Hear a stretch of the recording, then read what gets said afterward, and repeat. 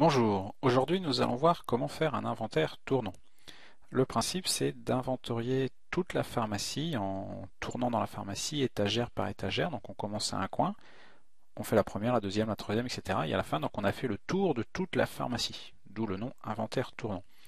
L'intérêt c'est de vérifier régulièrement son stock et permet ainsi d'éviter donc les erreurs de stock, quelque part les manquants et les erreurs de commande. Je commande des produits alors que j'en ai en rayon, ou alors je ne commande pas parce que je pense en avoir et que je n'en ai pas. En général, on fait plutôt ça l'été ou quand il y a un petit peu moins de monde. Il y a des pharmacies qui réussissent à le faire en permanence et qui mettent 2-3 mois à faire le tour de la pharmacie. Alors, donc on va en gestion inventaire et inventaire physique, puisqu'on va physiquement compter les boîtes. Le code vendeur, donc je fais C création. Donc là, je confirme. Alors, en fonction du matériel que l'on a, on aura deux possibilités. La plus performante, c'est finalement d'avoir un terminal d'inventaire. Alors, ça a un certain coût, mais si on le possède, ça va être très intéressant, puisqu'on va simplement aller ici en vidage. Le choix est déjà fait. Terminal d'inventaire, je valide pharmacie, garder, code géo, code rappro, je ne change pas. Mercury CPT 711, donc comme à une réception de commande, confirmé. Alors, moi je n'ai pas confirmé puisque je n'ai pas le matériel. Donc on se retrouve avec une liste de produits à l'écran. Voilà.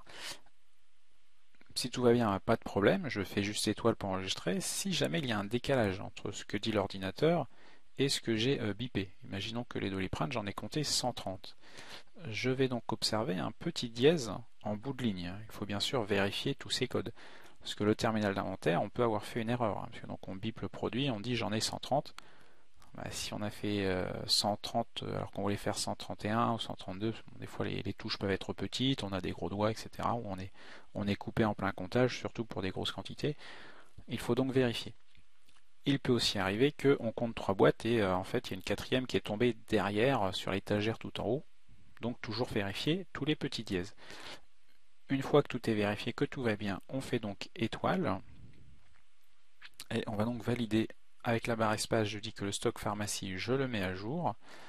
Alors le code géo, pas nécessairement. Bon là, j'ai des réserves extérieures. Et surtout ici, stock inventaire, je dis oui. Dans l'intérêt de vérifier le stock fantôme.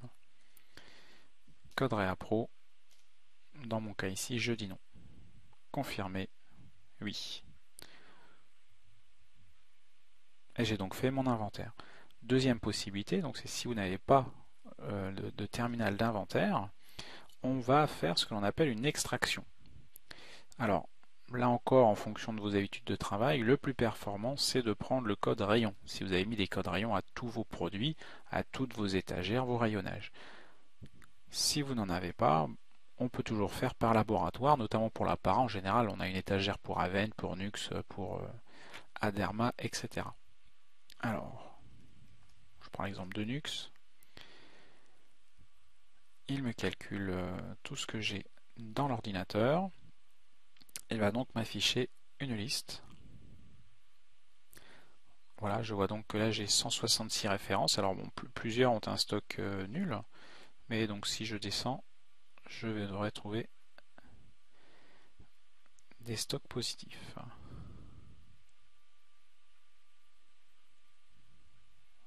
Hop. Ah, j'ai peut-être pas pris le bon laboratoire. Si, voilà. Donc là j'ai trouvé quelques produits qui ont des stocks positifs. Voilà, Nux Aroma. Donc bah, je vais vérifier là effectivement en rayon si j'ai bien la bonne valeur. Alors, si j'ai le rayon à côté de l'ordinateur, tout va bien, je me retourne, je regarde. Si ce n'est pas le cas, en général ça n'est pas le cas, je vais ici faire une édition et prendre, d'ailleurs ce qui est présélectionné, stock, rayon et réserve. Ok, je choisis mon imprimante, en général imprimante laser, je lance l'impression. Avec cette liste, qui normalement ne contient pas les stocks nuls, je me promène dans mes rayonnages, je vérifie, j'annote ou je corrige s'il y a des erreurs sur la feuille. Je reviens ensuite ici, imaginons que notre Nux Bomb prodigieux lèvres choc en général pour chocolat. Et finalement, je n'en ai pas deux, je n'en ai plus. J'ai une erreur de stock, je fais 0. Donc là, il me met un dièse, parce que pour lui, il y a un décalage, mais c'est pas grave. On a compté les boîtes, on a vérifié, on a bien regardé ailleurs.